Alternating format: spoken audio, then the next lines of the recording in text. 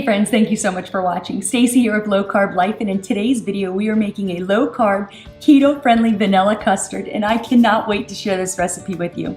I actually tested this a couple weeks ago and it was so amazing that I was like, all right, we need to make a video on this, so let's get started. All right, you're going to need 2 cups of cream, 3 eggs, your sweetener of choice, which I'm actually using allulose. I just picked this up a couple weeks ago. It was a little pricey. It did cost a little over $8 for this container, which is 19 ounces. However, I don't really use a lot of sweetener, so I thought, all right, I'll splurge a little bit, give this a try. And this stuff tastes amazing. I'm blown away. This is a 0 carb sweetener, but yeah, there's no bitter aftertaste or anything like that. And I guess allulose is a natural sweetener found in figs, corn, and raisins, but yeah, this was very tasty. I did get like the powdered version. Actually, I'm not sure if it comes in other varieties, but when making this recipe, I would recommend using a powder version of your sweetener as opposed to granulated, because with your custard you want a nice smooth finish. Now before we get, oh, and I forgot, we're gonna top this with a little cacao nibs or cocoa nibs, not sure if I'm saying that right. Leave a comment below and let me know. Never tried this either and really excited because they just look so good, but there are only 3 net carbs and 3 tablespoons, which that's perfect because I'm just basically using this to just sprinkle a little bit on top of our custard. And I'm also using fresh vanilla bean. You can use vanilla extract if you don't have vanilla bean, but when I saw this at the store, I had never used vanilla bean, so I'm like so excited, but oh my gosh, guys, when I open this, it smells so good. Oh, it's like heaven, just so delicious. I could just sit here and sniff it all day. But all right, so let's get started. All right, first things first, we're gonna have to preheat our oven to 350. So let me get that going. And you're also going to need, for this recipe, you're going to need boiling water. So I'm gonna turn on my kettle to get our water boiling over here. And let's crack our eggs. So yeah, let's get these eggs cracked and whip them all up. Now we're gonna give these a nice whisk. To this, we're gonna add in 1/2 cup of our sweetener.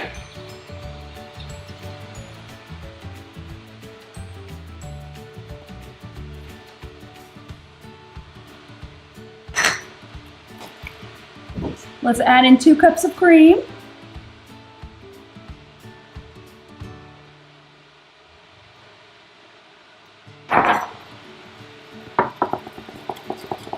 And give this a good mix.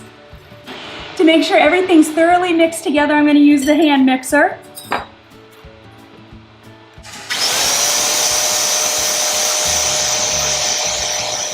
You want to make sure everything's all mixed together because this is going to be a very creamy and smooth custard. That's why I recommend using more of a powdered based sweetener as opposed to granulated, because then you have the possibility of having more of like a grainy textured custard. Now if you don't want to make a vanilla custard, you can add in some cocoa powder and make this more of a chocolate custard if you prefer to, which I think we might do that in the future. I have some plans to whip up a vanilla chaffle. I'm working on a new recipe with the chaffle, so once I have that mastered, I'll share that with you guys. But I'm thinking a nice chocolate custard on top of the chaffle. If you guys would like to see that, leave a comment below and let me know. Alrighty, so now let's get to our vanilla bean. From what I read online, oh, I need a knife. From what I read online, I'm supposed to take the bean, split it in half, and then scrape all of those vanilla beans and basically add them into my custard. Go over here. So we're gonna split this in half. Ooh, this cuts pretty easily actually. Oh, it got a little tough at this part. Let's go this way. Hang on here. And oh, there you go. Okay, so we're gonna split it in half, open it. So do I open it this way or maybe with the knife? Not sure. Oh, there we go. Okay, and there's all that vanilla. Ooh, look at all this vanilla bean goodness in there. Oh my goodness.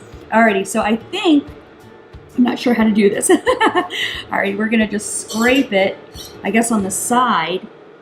and really give this a good, okay.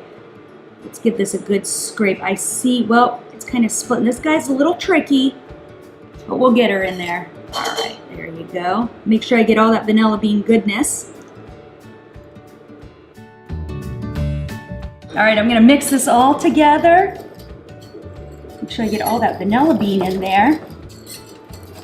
So I have my baking dishes here, and I actually have 2 dishes because what we're going to do is we're gonna place our custard in the first dish, put this dish inside the other dish, and then fill it up with water, give it a good inch of hot water on the sides. So basically giving it like a water bath. Now, if you have ramekins, I don't have any ramekins, it would be better to use the ramekins. That way you can make individual serving sizes, and you can use about anywhere between 4 to 6 ramekins. Fill them up with your custard, add them into your baking dish, top it off with your water, and then put it in the oven for about 20 to 30 minutes. You're cooking your custard until it's firm, basically. So, all right, but I don't have ramekins, so this is how we're doing it. All right, so let's add our custard right into our dish. Oh my gosh, guys, look how thick that is. And I noticed all my vanilla beans are on the bottom there, so we're gonna give this a good scrape and scoop all that vanilla bean goodness in there. This is so pretty. All right, let's give this a nice, I grabbed my scraper because I was like, oh, I'm not leaving that vanilla bean in there. So get every last drop of this delicious goodness inside our baking dish. Alrighty, let me come in closer so you guys can get a good idea as far as how our custard currently looks before putting it in the oven. But can you see all the vanilla bean flakes? Doesn't that look delicious? Oh, and it smells so good. Alrighty. Now what we want to do is we want to add in our hot water. However, for safety, what I recommend doing is placing this on the oven rack and then adding the hot water in there. That way I'm not walking around with boiling water all over the pan. It could end up spilling on me or getting inside the custard, and we don't want that. So what I'm going to do is place this into the oven, pour my hot water all around on the outside on this first container, and then we're gonna cook this in the oven for 350 for about 20 to 30 minutes until our custard is firm.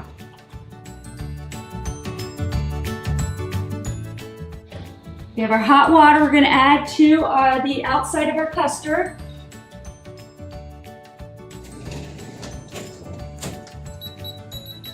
I have another 10 minutes before our custard is fully set. I started the timer at 20 minutes because when I actually made this a couple weeks ago, we were in the cabin, I was using a different oven. The custard was done within 20 minutes. I've noticed in my oven it's taking a little bit longer, so start out with the 20-minute mark and then add more time as needed once your custard's fully cooked and everything. But I was using this time while I'm sitting here waiting for my custard to cook to Google why we put it in a water bath. And I come to find out it's to help protect your eggs from curdling. So I thought that was interesting. Thought I'd share that with you guys. But and also the other reason we use water baths is when you're making a cheesecake, it's to prevent your cheesecake from cracking. So I thought that was interesting. I thought you guys would like that little tidbit of information. So, all right, I just pulled our custard out of the oven. It is almost ready for taste testing. I did have to cook my custard for 35 minutes. I started the timer at 20 minutes and had to add additional time because basically it wasn't ready. I think it's because my pan is so thick. So I would recommend starting out with 20 minutes, checking it, and then as soon as it's set and ready to go, you are good to pull out of the oven. Do be careful because it is in that water bath and it was kind of tricky taking this out, but let me come in closer so you guys can get a good view of this. Look how thick and creamy that custard is. Doesn't it look good? I do got a couple little holes in here, and that's because I was constantly checking it at every 5-minute mark. So, alrighty, but let's scoop this out, add it into our bowl. Now you can eat this warm if you have no patience for waiting like me, so. But actually it is really tasty once it's been in the refrigerator and chilled for some time, and then you go in after and it's really tasty and delicious. So alrighty, let's give this a nice little, oh my goodness guys, this looks so pretty with all the little vanilla bean flake colors. Perfect. We have a dish of our vanilla bean custard. I'm gonna bring this in closer so you guys can get a better view. Look at that jiggle. And that's what you're looking for when it's cooking. So once it has that firm jiggle, you know your custard is good and ready to go.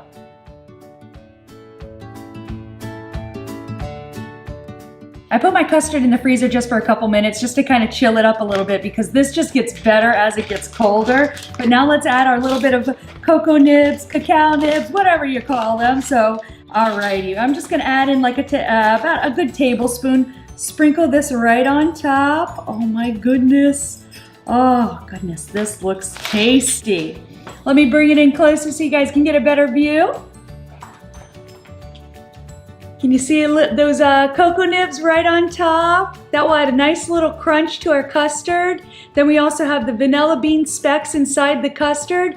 This is really just a very pretty dish. You know what you could do is top this off with a little whipped cream as well. So now for the taste test. All right.